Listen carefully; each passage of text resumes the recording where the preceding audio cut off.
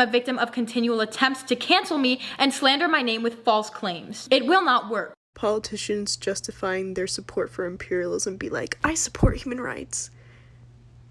No, you support human wrongs.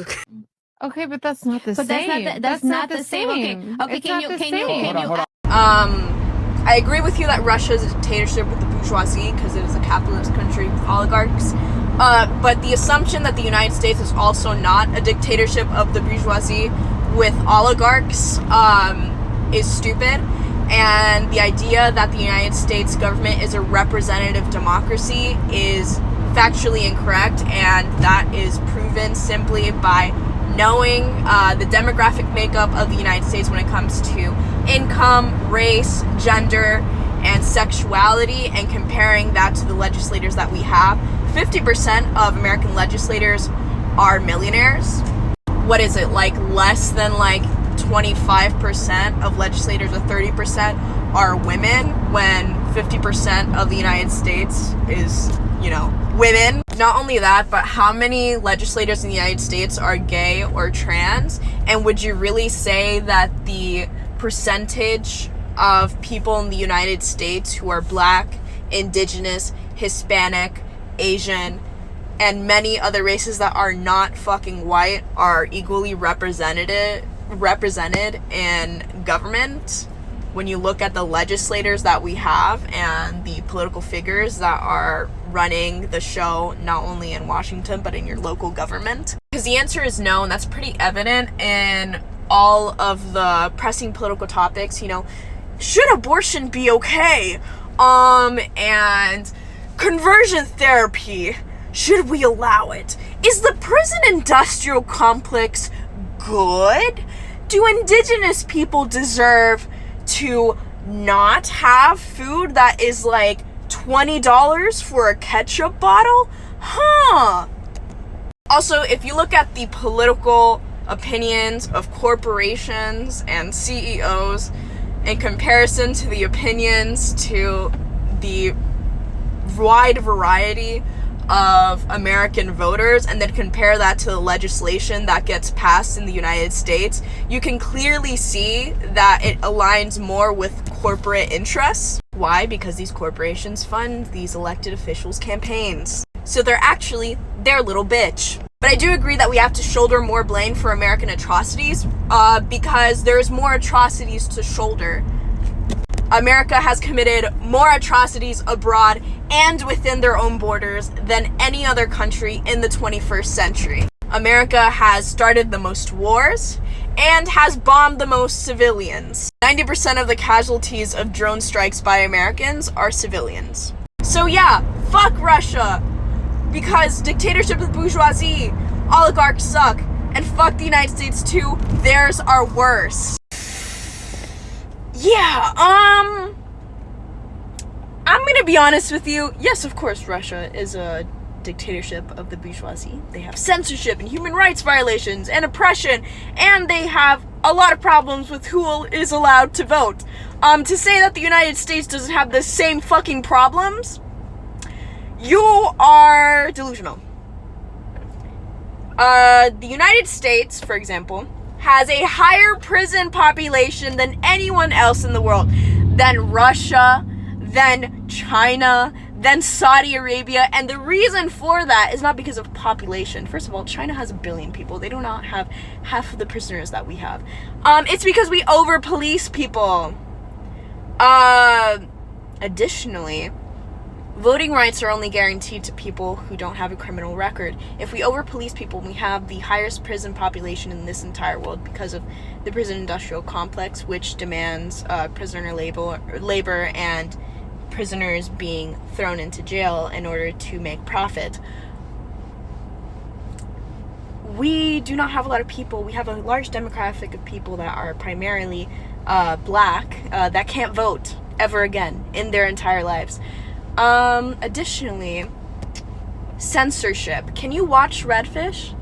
Can you, on Twitter, when you see something that ends with CN instead of .com, can you click on it? No, you can't. And the reason why you can't is because it's Chinese affiliated state media, and it redirects you back to Twitter when you click on it, because the United States doesn't let you read everything. The United States, Twitter US, and the companies that work alongside the United States government don't let Americans see that media because of censorship. Additionally, why does Snowden not live in the United States anymore? Where does the FBI agent looking at you from your phone joke come from? Because it's fucking real. Because he's exposed that as being real. Also, human rights violations. What would you call police brutality in the United States that kills thousands of people every single year? What would you call the conditions that we keep indigenous people in?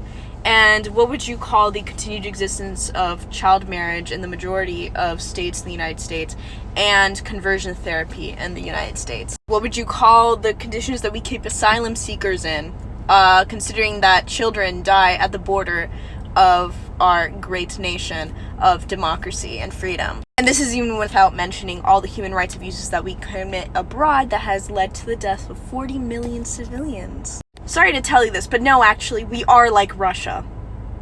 Someone who is currently studying Holocaust obfuscation in countries that collaborated in the Holocaust and how it connects to the double genocide theory, I'm going to attempt to explain in 3 minutes why it's actually harmful and not true to say that Stalin killed 20 million people and Hitler only killed 6 million people in order to justify not liking Stalin, because it's historically inaccurate as well as Nazi apologia.